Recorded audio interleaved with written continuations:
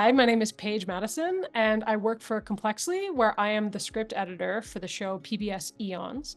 And I'm also a science writer. Most recently, I've been working with National Geographic, and I'm also writing my first book right now, which is due to be published in 2026, and is a continuation of my dissertation research, which was on paleoanthropology, or the science of human origins, where I was looking at some particularly controversial fossils from the science's history. And the book project really follows up on that research, focusing in on one particular controversy that's been going on for about 20 years.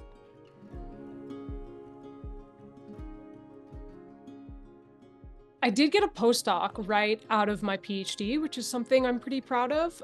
It was a huge relief at the time because I had a lot of anxiety about sort of that first transition out of the PhD. And it was a little bit bumpy and hairy sort of towards the end there because I wasn't totally sure I had it at the time of my actual defense, but all signs pointed to that I did. And that made it a little bit scary, but luckily my committee and I did find out before I actually submitted the revisions that I did have the postdoc, which was great. And even though that postdoc didn't end up working out long term, I was there for almost 2 years. That transition still between grad school and working was something that it was such a accomplishment to me to like find that next step. And this was especially, nerve-wracking for me because as someone who's a bit interdisciplinary, I was concerned that there wasn't going to be space for me in any of the traditional routes. There wasn't a clear path forward. Finally, getting my book proposal through and sold to a publisher was a huge win for me. This was, again, a completely new realm. I really didn't know anyone who was writing a public-facing science book like this, who I could really follow step by step through the process. And so I was having to figure out like what the way forward was on my own, and how to just do the next step. And yeah, when that all came together and the proposal first got agented and then the agent was able to really successfully sell that to, there was a range of publishers who were interested, then that felt like, I had been able to like bring it up to that level where they could then help me. And now there was like a team behind it. So that felt like a really massive win. Especially, yeah, again, given sort of no examples to follow for it.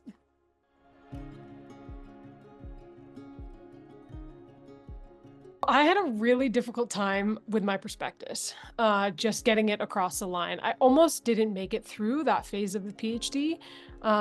It was sort of bad on so many levels at that time that one of my two chairs of my committee actually suggested that I master out of the program, which of course was devastating at the time. And the challenges I was facing is that when I was working on the prospectus, I was having a really hard time mapping out what the project was going to look like and putting really clear boundaries around it, and just generally being able to articulate what it was I wanted to do.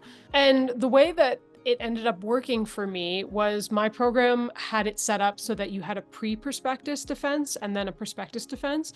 And this was designed to really make sure that the students were ready. And it turns out for me, this ended up being absolutely necessary because when I got to the pre-prospectus defense, I really wasn't in a place where either the document or my ability to present on it were really where they should have been. And one of the comments that I got was that the prospectus itself, which was quite lengthy, was so poorly written that it was really distracting and it was hard for them to follow. Again, that really felt terrible because I had really put a lot of thought into this and was really excited about a project. I just was really struggling to define it. Even coming up with a research question, which then again would help form those boundaries, was a massive struggle. It was especially, challenging because I think so often we feel like criticism is a reflection of us rather than our work. And at that stage, I really hadn't been able to separate those two things. And both of my chairs are really blunt human beings. So they basically just said, Paige, this is unacceptable. You've got to fix this. However, needs to happen. It needs to happen. And in hindsight, that totally makes sense because I didn't have any training in writing. In fact, my science background meant that when I sort of tried to tell a story or, do any sort of like significant writing piece, I sort of just was winging it. And I think that's often the case with graduate school. There are a lot of skills that we are expected to have, but we're never really trained in. And so this was the beginning of me figuring out that I needed to find my own way to learn those things. And I only had a certain amount of time between the prospectus defense and the actual prospectus defense. And I remember working really hard and thinking about like how I could improve this, including improving the writing. And I'll never forget when I came back to do my real prospectus defense, one of my chairs came and sat down at the conference table and no one else was there yet. And he kind of threw it down on the desk and said, "What did you do? This is a completely different document." And he was really surprised because it had transformed in such a short amount of time. And I told him that I had read every single sentence out loud and really asked myself what I was trying to say with those sentences and whether I was hearing that in what I was reading. And as a result, it read completely differently. But by no means was I like in the clear from this. And while they said like, this is much better and I passed the prospectus defense, they said, you still need to work on this. You need some kind of help. And at the time they had kind of listed a few things, and one of them was the writing center. And so I started going once a week. And so by the time I actually defended my PhD, I was getting comments from my committee just saying like, "Oh, you're just such a good writer. This is a pleasure to read, blah, blah, blah." And I tried to remind them that that this was like a big transformation and what they had said at the prospectus defense, and none of them remembered that at all. They didn't really even remember me being that bad of a writer. They definitely didn't remember saying like, "You got to go to the writing center, you need help." And so it was kind of funny that I was the only one with that recollection, but it shows like how much of a transformation can happen, you know, just in a span of a few years.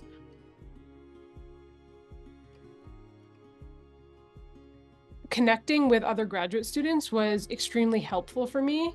I think a lot of time it's easy for us to think that we're alone in our struggles. You know, we can all construct these beliefs that, you know, we're not qualified to be here. And I think overcoming that by getting close with other graduate students was really helpful. And I also had a really supportive graduate student community at my university. I don't know if this is the case for everyone. I've definitely heard the alternative, but I feel really lucky that I had that. And while they weren't necessarily my writing teachers, they could really tell me, "You're going to get through this," and they, you know, could really break down those isolating feelings of, you know, this has something to do with me and I'm not good enough. They just saw it as struggles and hurdles to get over. You know, in addition to them, it was really helpful to have a bit of a community outside of graduate school because, again, I think I'm pointing a lot to us internalizing some of this criticism and interpreting it as, you know, really a piece of ourself. And when you have other circles outside of grad school, outside of your job in general, it's really helpful because it reminds you that there's more going on than your job.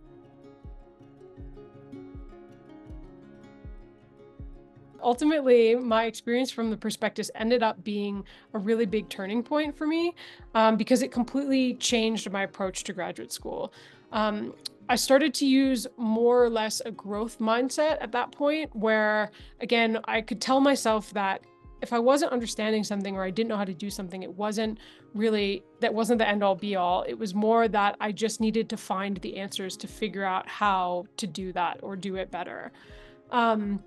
And that was really different than the previous, you know, approach of expecting some of my mentors to kind of hand down those tools rather than me finding them myself. So that allowed me to really switch out from saying I'm not good enough or I can't do this into like, okay, what are the avenues to approaching the problem or solving the problem? And how can I begin to explore these? And from a practical standpoint, a lot of the strategies that I developed around writing at that time are things that I still use today. I still read everything out loud constantly.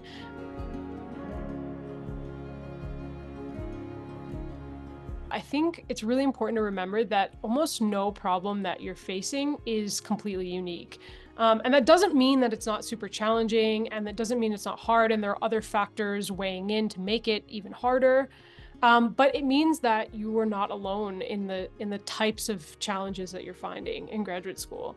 And I think it's also really important to look around at your cohort and not only use that to recognize these patterns of some of the challenges, but also really invest in those relationships, because these are the people who will often be there for you. And because you're going through school at the same time, theoretically, you're transitioning around the same time for the rest of your life. Thanks for watching Failsafe Science. My name's Paige, and I hope that my story